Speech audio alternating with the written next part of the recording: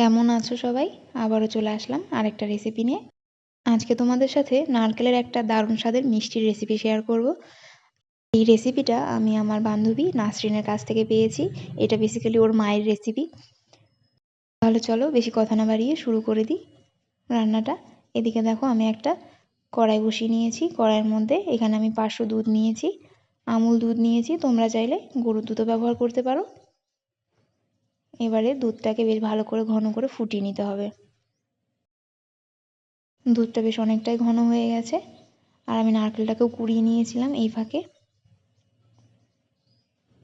দুধটা জাল করে আরও কিছুটা ঘন করে নেব। আমি এখানে ফ্লেভারের জন্য 2টো এলাচের বীজ এখানে ফাটিয়ে দিয়েছিলাম, যেটা কোনো কারণে স্কিপ হয়ে গেছে। এর মধ্যে দিয়ে দিচ্ছি আমি 2 টেবিল চামচ মতো গুঁড়ো দুধ।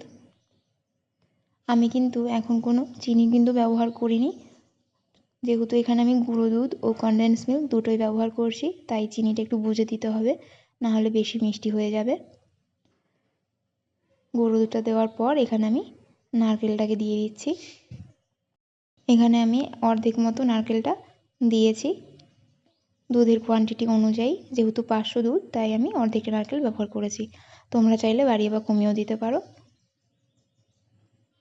খুব ভালোভাবে মিশিয়ে নিতে হবে। দেখো বেশ অনেকটাই ঘন হয়ে গেছে। দুধটাকে পুরো নারকেলের মধ্যে শুকিয়ে নিতে হবে। এবার এর মধ্যে চিনি দেবো। আমি টোটাল 3 টেবিল চামচ মতো চিনি এখানে ব্যবহার করেছি। যেহেতু নারকেলটাও মিষ্টি, তাই খুব বুঝে চিনিটাকে দিতে হবে। চিনিটাকে দিয়ে খুব ভালোভাবে দুধের সাথে মিশিয়ে নিচ্ছি। তোমরা চাইলে এর মধ্যে কিছু ড্রাই ফ্রুটসও ব্যবহার করতে পারো, তাতেও মিষ্টির স্বাদটা আরও ভালো হবে। এই মিষ্টিটা আমি প্রথমবার খেয়েছি, তবে এতটাই সুস্বাদু হয়েছিল খেতে যে তোমাদেরকে আর কি বলবো।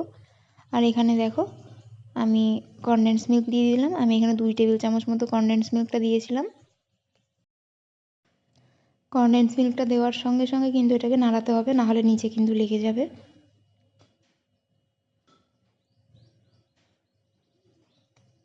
আর ভালোভাবে নেড়ে চেড়ে এটাকে দুধটাকে প্রায় একদম শুকনো শুকনো করে নিতে হবে। 10 মিনিট পর তোমাদেরকে দেখাচ্ছি। দেখো কতটা ঘন হয়ে গেছে, আর কালারটা কতটা চেঞ্জ হয়ে গেছে। এই মিষ্টিটা আমি প্রথমবার বানালাম, তবে বলছি সত্যি কথাই, এই মিষ্টিটার আমি পুরো ফ্যান হয়ে গেছি। দেখতে অবিকল কলাকাঁদের মতো হয়, আর খেতেও অসাধারণ হয়। দেখো এটা প্রায় রেডি। এবারে আমরা এটাকে নামিয়ে নেব। এর থেকে আর বেশি ঘন করলে এটা আবার খুব শক্ত হয়ে যাবে, তাই এর থেকে বেশি আর ঘন করছি না। এখানে একটা প্লেট নিয়েছি। প্লেটের মধ্যে সামান্য পরিমাণে ঘি দিয়ে দিচ্ছি। ওই ধরো 3 থেকে 4 ফোঁটা মতো। ঘিটাকে খুব ভালোভাবে থালাতে ব্রাশ করে নিচ্ছি।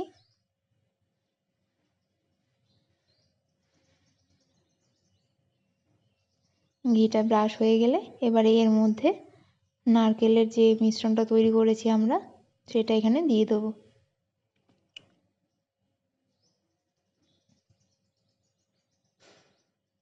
দিয়ে এবারে খুব ভালোভাবে ছড়িয়ে দিচ্ছি। সমান করে ছড়াতে হবে, তাহলে পরে পিসগুলো সমান হবে।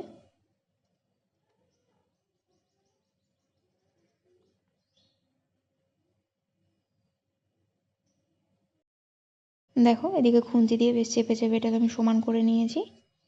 এবার সাজাবার জন্য ওপর থেকে আমি কিছুটা পরিমাণে পেস্তা কুচি দিয়ে দিচ্ছি।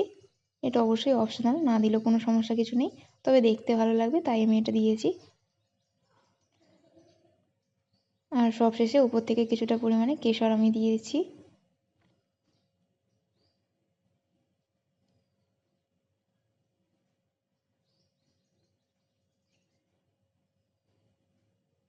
তোমরা বাড়িতে একবার এটা বানিয়ে দেখো, খুবই ভালো লাগবে।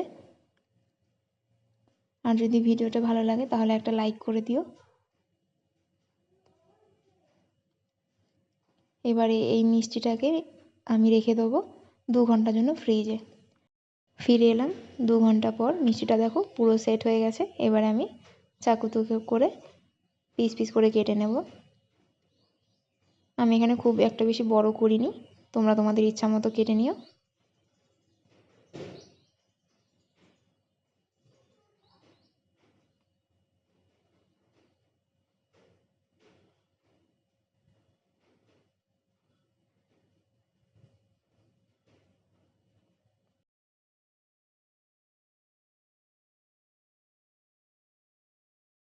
তাহলে দেখতেই পেলে কত সহজে তৈরি হয়ে গেল দারুণ স্বাদের মিষ্টি। তাহলে আজকের মতো এখানেই শেষ করছি। দেখা হচ্ছে নতুন কোনো ভিডিওতে, ততক্ষণের জন্য ভালো থেকো, সুস্থ থেকো।